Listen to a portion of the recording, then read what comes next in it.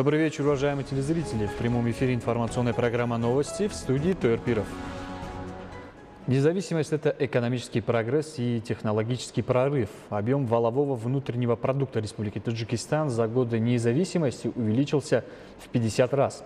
Правительством страны принята национальная стратегия развития Республики Таджикистан на период до 2030 года, который предусматривает превращение Таджикистана из аграрно-индустриальной в индустриально-аграрную страну. Тему продолжит Карим Хайдар. Одним из достижений периода независимости является определение национальных стратегических целей в сферах энергетики, транспорта и продовольственной безопасности, благоприятный инвестиционный и предпринимательский климат, инновационное и высокотехнологичное производство – это залог качественного и ускоренного перехода экономики Таджикистана из аграрно-индустриальной в индустриально-аграрную страну. В настоящее время принимаются меры по эффективной реализации четвертой стратегической цели – ускоренной индустриализации страны. Согласно национальной стратегии развития Республики Таджикистан на период до 2030 года, к этому времени доля промышленности в структуре валового внутреннего продукта должна вырасти до 21%.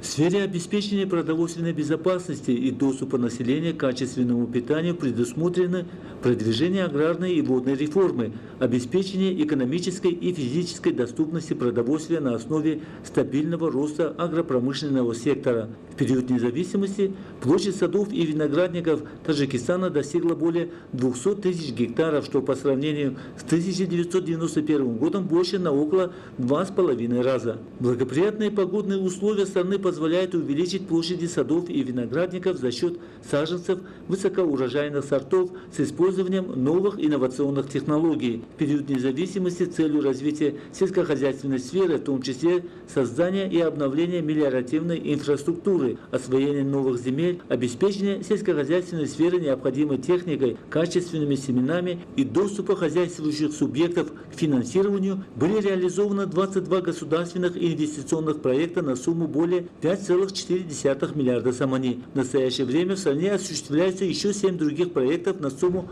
около 2,5 миллиарда самани. Целью государственной поддержки земледельцев страны и обеспечения изобилия на продовольственном рынке в своем послании парламенту страны президент Республики Таджикистан, уважаемый Эмомали Рахмон, предложил освободить земледельцев на 1 год, то есть в 2021 году, от платежа единого налога на землю. За период независимости Таджикистана было выделено 75 тысяч гектаров земли под личные подсобные хозяйства граждан. Все это, безусловно, является залогом изобилия в стране сельскохозяйственной продукции, что способствует обеспечению продовольственной безопасности и насыщению внутреннего рынка отечественной продукции, повышению экспортного потенциала и в целом росту благосостояния населения страны. Карим Хайдар, Рану Азизи, Новости.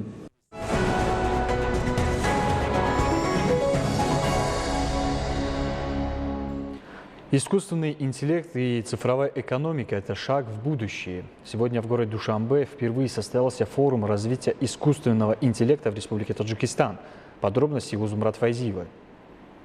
Организатором форума развития искусственного интеллекта в Республике Таджикистан, состоявшегося в Душанбе, выступили Министерство промышленности и новых технологий Республики Таджикистан и лаборатория по изучению искусственного интеллекта Таджаб. В мероприятии приняли участие представители правительства страны, руководители министерств и ведомств, представители отечественных и зарубежных компаний. Участники форума отметили, что в условиях цифровизации экономики и стремительного развития современных технологий и инноваций открытие в Таджикистане первой в Центральной Азии лаборатории по изучению искусственного интеллекта – это своеобразный технологический прорыв. Основная цель учреждения – заинтересовать молодежь и предоставить ей возможности в области искусственного интеллекта. Специалисты подчеркнули, что в лаборатории изучают ряд понятий, таких как государственная политика, философия, рынки, средства массовой информации, технологии, глобализация и международные отношения, а также гендерное равенство. В ходе форума были затронуты вопросы, связанные с перспективами искусственного интеллекта для экономического и технологического прогресса Таджикистана,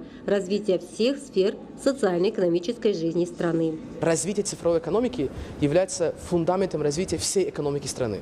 Для нас, молодых людей, огромную роль играет искусственный интеллект, чтобы мы смогли ускорить темпы роста экономики в нашей стране. Искусственный интеллект включает в себя компьютерные системы, которые могут думать как человек, принимать решения и оптимизирует процессы. Таким образом, везде, где есть человеческий фактор, может быть применен искусственный интеллект. Соответственно, искусственный интеллект приводит к двум результатам. Повышению трудоспособности, продуктивности труда, а также созданию рабочих мест на глобальном уровне. До 2030 года искусственный интеллект должен добавить $15,7 триллиона в глобальную экономику. Это превращает искусственный интеллект в самую большую экономическую возможность в сегодняшнем мире. И для нас огромная честь, что Таджикистан делает свои первые устойчивые, уверенные шаги для того, чтобы стать региональным центром искусственного интеллекта в будущем.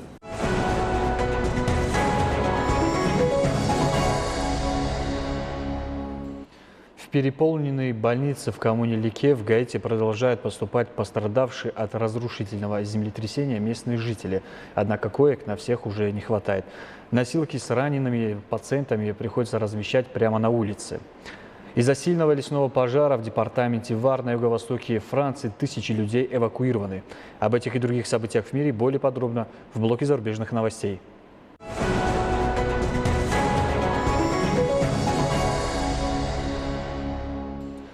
Изменение климата является одним из основных современных вызовов.